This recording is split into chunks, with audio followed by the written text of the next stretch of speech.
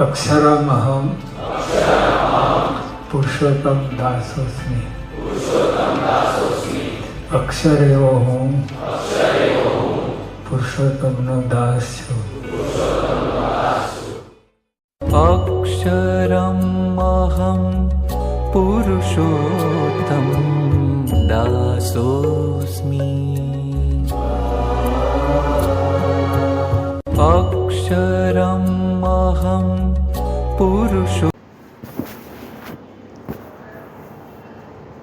नारायण नारायण सबको।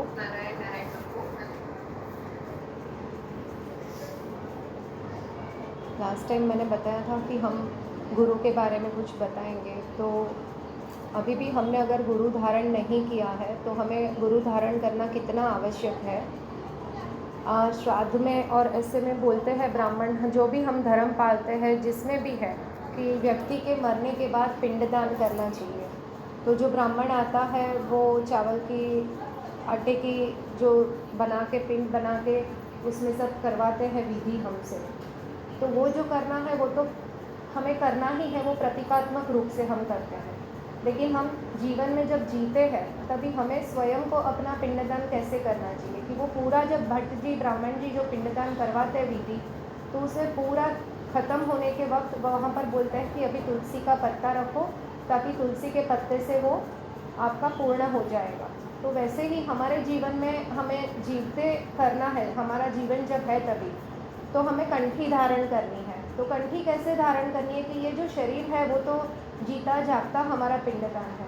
अगर उसमें हम कंठी तुलसी की पहनते हैं, जो भी हम संप्रदाय मानते हैं, कृष्ण को है, स्वामीनारायण है, स्वामी समर्थ है, साईं बाबा है, किसी भी जलाराम है, किसी को भी मानते हैं, गणपति जी, लेकिन हमें कंठी धारण करनी क्यों आवश्यक है? क्योंकि हमारे जीवते जीव हम अगर शरीर पे धारण करते हैं तो हमारा सर्व प्रकार से रक्षण होता है, सबसे पहली चीज़। दूसरी चीज़, हम भटक जाते हैं बार बार, तो कंठी हमें याद दिलाती है कि हमें नारायण के समीप जाना है, नारायण को पकड़ना है। तो हम ये बहुत बार भूल जाते हैं कि हमारे जीवन में हमें इतना सारा जो कुछ प्राप्त हुआ है वो पर्याप्त है ही, लेकिन वो प्राप्त कैसे हुआ, किसके आशीर्वाद से हुआ? तो हमारे माता पिता के, हमारे पूर्वजों के, हमारे गुरु के, हमारे घर में जो भी बड़े हैं उनके आशीर्वाद से हमें ये प्राप्त होता है। नारायण के आशीर्वाद से हमें ये सब कुछ जो मिला है जीवन में, जो हम आसानी से, आराम से, खुशी से, आनंद से जीवन बिता रहे हैं, वो उन्हीं के आशीर्वाद से हमें प्राप्त होता है। तो उसमें हम ऐसे नहीं देखते हैं कि किन के आशीर्वाद से। बादल जब बरसता है तो हम आकाश में ऐसे नहीं बोलते कि ये बादल में से जो पानी निकला है वो मेरे घर पे आएगा, बारिश गिर रही है। वैसे हम जब सत्संग में जुड़ते हैं, धर्म में जुड़ते हैं, तो हमारे जो पूर्वज है, हमारे माता पिता, बड़े जो भी हमारे परिवार में है, गुरु है, नारायण, वो सभी की ओर से हमें वो जो बारिश रूपी आशीर्वाद मिलते रहते हैं। कहाँ से कैसा क्या सत्कर्म का, पुण्य कर्म का आशीर्वाद मिलता है वो हमें पता नहीं रहता है। तो जो हम सत्संग में यहाँ पर जुड़ते भी हैं और सुनते भी हैं और आचरण में भी लेते हैं, वो भी हमारे कोई पूर्व जन्म का पुण्य कर्म है, तभी ही हम यहाँ पर जुड़ सकते हैं, बैठ सकते हैं और फिर टिक पाते हैं। वरना जुड़ते तो बहुत सारे लोग हैं, लेकिन एक या दो बार जुड़ने के बाद वापस वो अपनी दिनचर्या में लग जाते हैं। एक जो डिसिप्लिन से कंटिन्यूस हमें जो करना है वो हमारा कोई पुण्य कर्म है, तभी भी हम ये धर्म के माध्यम से जुड़ पाते हैं। तो बिना कंठी हम क्यों भटकते हैं? अगर मान लो कि रास्ते में बहुत सारे कुत्ते जा रहे हैं और कुछ कुत्तों के गले में पट्टा है, कुछ कुत्तों के गले में पट्टा नहीं, तो म्यूनसिपल जो आके उनको लोकल गार्डन में भेज देंगे पूरे सब कुत्तों को, और बाकी जो पट्टा वाला है उनको अपने मालिक को दिया जाता है। वैसे हमारी कंठी जो है, एक अगर सुहागन स्त्री है तो उसके गले में मंगलसूत्र है, मांग में सिंदूर है, तो ऐसे कहा जाता है कि वो इसकी पत्नी है। अभी उसके लिए कोई हम लड़का ढूंढते नहीं हैं कि वो उसकी हो चुकी है। वैसे हम जब कंठी पहनते हैं तब हम नारायण के हो चुके हैं, उनके समर्पित भाव में, समर्पण भाव में। अभी इसमें आडंबर नहीं है, किसी भी प्रकार का धतिंग नहीं रहता है, और हम नारायण के चरणों में समर्पित हो जाते हैं। कंठी जब हम धारण करते हैं तो गुरु के चरणों में हम समर्पित हो जाते हैं। तो ये समर्पित तो हो गए, वरना क्या होता है कि हम अलग अलग दिशाओं में भटके रहते हैं, और ये कलयुगी वातावरण में बहुत सारी क्रियाओं में, बहुत सारे जो आज मार्केटिंग चल रहा है उसमें हम भटक जाते हैं और हमें स्वयं को पता नहीं है।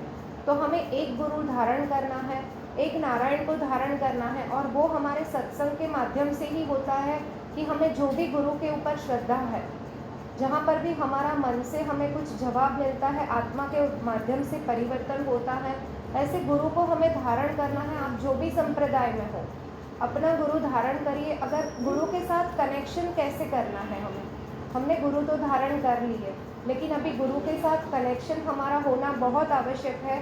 तो जिनको भी अपने गुरु के साथ कनेक्शन करना है, वो मुझे पर्सनल व्हाट्सएप पे अपना नाम और अपने गुरु का नाम डाले। मैं उनको बताऊंगी कि अपने गुरु से कनेक्शन किस प्रकार से हम कर सकते हैं। तो हम गुरु से जब कनेक्ट होते हैं तब आपकी दुनिया जो है, आपका जीवन जो है, वो एक अलग माध्यम में, अलग जगह से हमें दिखता है स्वयं को, और उसमें बहुत सारा परिवर्तन आता है।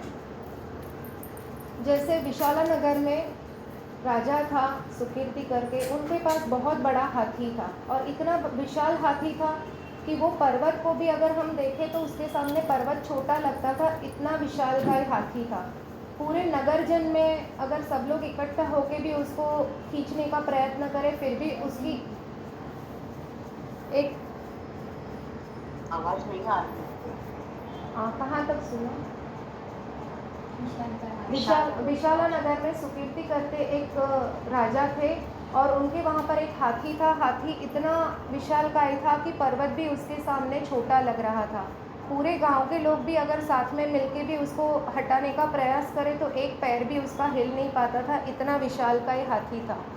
अब एक दिन ऐसे हुआ कि जब भी युद्ध में जाना था, तो जो विरोधियों रहते हैं, शत्रु रहते हैं, वो रण मैदान में वो हाथी को देखते ही पीछे चले जाते थे या पसीना छूट जाता था। बहुत सबकी सामने वाले पक्ष की परिस्थिति गंभीर हो जाती थी।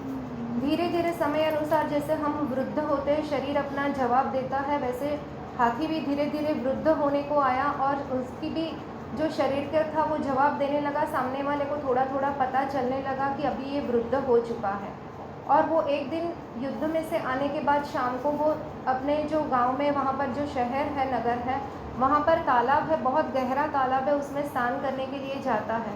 अंदर कीचड़ है, तो धीरे धीरे अंदर वो कीचड़ में जाता है। वो बाहर निकलने का प्रयास करता है, उतना ही वो अंदर चला जाता है। धीरे धीरे उसके गले तक आ जाता है और वो निकल नहीं पाता है, उल्टा और अंदर चला जाता है। ये हमारे जीवन में भी ऐसे होता है कि हम लौकिक में अगर जाते हैं, उसने मुझे ऐसा कहा, उसने मेरे साथ इस प्रकार का व्यवहार किया, उसने मेरे साथ मुंह फुलाया, उसकी आंखों की दृष्टि से उसने मुझे इस भाव से देखा, ये जो हम कर रहे हैं वो हम उसी संसार के कीचड़ में गलत जगह पर हम जा रहे हैं। राजा का बहुत प्रिय हाथी था। राजा ने बहुत सारे लोगों को बुलवाया, सब कुछ मेहनत किया, पूरे नगर के लोग आ गए, करीबन 200-500 लोग आए, बाजू के नगर के आए, लेकिन हाथी को कोई हिला भी नहीं पा रहा था। ऐसी अवस्था आ गई। फिर राजा का जो मंत्री था उसने बोला, सब लोग सब कुछ छोड़ दो, अभी मैं जो है वो मैं करता हूँ, मैं उनको बोलूँगा और वो स्वयं हाथी अपने हिसाब से बाहर आएगा। तो उन्होंने क्या किया, बहुत सारे 1000 जितने सैनिक तैयार किए और युद्ध का माहौल वहाँ पर तैयार किया और नारा लगाया, मारो कापो, मारो कापो। और वो वहाँ पर जो वाजिंत्र बजाते हैं, शंख बजाते हैं, वो शुरू कर दिया नदी के सामने, तालाब के सामने। वो हाथी अंदर ही अंदर कि ये तो मेरा खुद का है, और उसने खुद वो जो लौकिक क्रिया हमारी है उसने कीचड़ से त्याग किया, और वो स्वयं वृद्धावस्था, अभी बहुत मरण नज़दीक है, ऐसी वृद्धावस्था में शरीर साथ नहीं दे रहा है, ऐसी अवस्था में भी उसे ऐसे लगा कि मैं जाते जाते भी मेरा जो है वो सत्कर्म करूं, मैं राजा के प्रति जो है वो मेरा ईमानदारी से ये युद्ध करूं, और वो स्वयं बाहर आता है। तो प्रश्न तो बहुत सारे जीवन में आने वाले हैं, आते रहते हैं और आएंगे भी, लेकिन हमें वो सब कुछ छोड़ के हमारे आत्मा का कल्याण करने के लिए हमें सबसे पहले कंठी धारण करनी है, गुरु को पकड़ना है, सत्संग को पकड़ना है, धर्म को पकड़ना है। कलयुग में बहुत सहजता से हमें धर्म प्राप्त होता है, नारायण प्राप्त होते हैं, और वो जब नारायण प्राप्त होते हैं तो हमारा जन्मों जन्म का भवो भव का जो कुकर्म है, जो कर्म हम नहीं करना चाहते हैं और कर लेते हैं, वैसे कर्मों से हमें बहुत सहजता से मुक्ति मिलती है। तो हमें धर्म को पकड़ के ही रखना है। आज ज़्यादा समय न लेते हुए नारायण नारायण, क्योंकि अभी बाद में क्या है, सकारात्मक रूप से हमें अपनी इच्छाओं से जो